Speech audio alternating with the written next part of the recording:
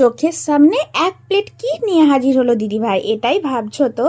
তো চলো চলো আমার সাথে আমার রান্নাঘরে, আমি আজ কি বানিয়ে নিয়ে এসেছি তোমাদের কাছে। তো রেসিপিটা দেখতে হবে। দেখো, প্রথমে একটা আস্ত লাউ সুন্দরী বেরিয়ে গেছে। এবার এই লাউটাকে ভালো করে ধুয়ে আর এটাকে কাটার পালা। এখানে আরেকটা কথা বলে দিই, লাউ সুন্দরী আমরা বলি, তোমরা সবাই জানো লাউ দিয়ে দুর্দান্ত দুর্দান্ত রেসিপি হয়। সেরকমই লাউ দিয়ে একটা সুন্দর রেসিপি বানাবো। তবে যদি কচি লাউ হয়, খোসাগুলো একটু মোটা মোটা করে কেটে রেখে দিও। এটা কিন্তু আরেকটা রেসিপি খুব ভালো হয়, অনেকেই জানো, লাউ খোসা ভাজা। তো যাক, সেটা পরের ব্যাপার। এটাকে এখন লাউটাকে ভালো করে কেটে ধুয়ে এটাকে নুন দিয়ে জাস্ট আমি সেদ্ধ করে দিলাম। লাউ থেকে অটোমেটিক কিন্তু জল বেরোবে, তাই জলটা একটু মেপে জুপে দিলেই ভালো।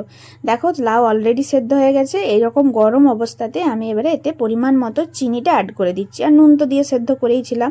চিনিটা অ্যাড করে দিলে কি হবে, লাউয়ের সঙ্গে বেশ এটা স্মুথলি মিশে যাবে।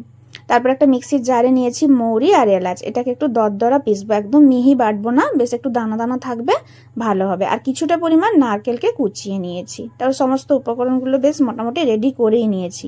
এবার এই লাউয়ের যে সেদ্ধ করে রাখা টা রেখেছিলাম লাউটাকে, ওটাকে হাতে করে ভালো করে কচলে নেব। যদি একটু দলা দলা থেকে থাকে লাউয়ের কোনো অংশ, তাহলে হাতে করে একটু ম্যাশ করে নিলেই হয়ে যাবে। এরপর এক এক করে ওতে দেবো নারকেল কুচি আর ওই মৌরি এলাচ যেটা বেটে রেখেছিলাম ওটা দেবো। এটা দিলে এত ভালো হবে এই পিঠেটার, এত ফ্লেভারটা সুন্দর আসবে, একবার দিয়ে এইভাবে দেখবে।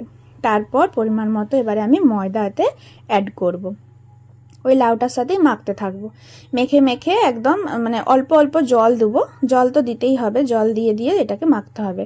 আর এখানে বলে রাখি, লাউ থেকে যদি বেশি পরিমাণ জল বেরিয়ে যায়, তাহলে কিন্তু লাউটাকে একটা কোনো ঝুড়িতে বা স্টেনারে ঢেলে নেবে। তাহলে কি হবে, উপরে লাউটা রয়ে যাবে আর নিচের যে জলটা থাকবে, সেই জলটা দিয়ে এই সময় কিন্তু মাখতে পারো, কোনো সমস্যা নেই। আর বেশি জল দিয়ে দিলে কিন্তু অনেক ময়দা লেগে যাবে, তার জন্য জলটাকে আমি ছেঁকে নিতে বললাম। আর এখানে দিলাম দেখো একটু কালো জিরে। আর এটাকে ঠিক এইভাবে মাখতে হবে, এইভাবে ফেটাতে হবে। তাহলে কি হবে, আমি যে পিঠেটা বানাবো তার ভিতরটা বেশ জালিদার টাইপের হবে।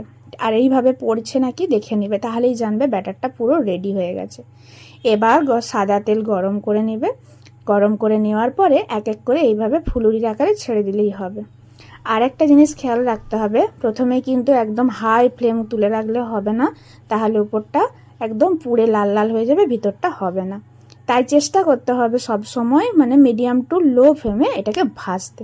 বেশ লাল লাল করে ভেজে তুলে নিলেই একদম রেডি হয়ে যাবে লাউ ফুলারু। এইভাবে একটা বার লাউ ফুলারু বানিয়ে খেয়ে দেখো, দুর্দান্ত লাগবে। তালের ফুলারু, আরও অনেক রকমের ফুলারু হয়, খেয়েছো, কিন্তু লাউয়ের ফুলারুটা একবার বানিয়ে দেখো।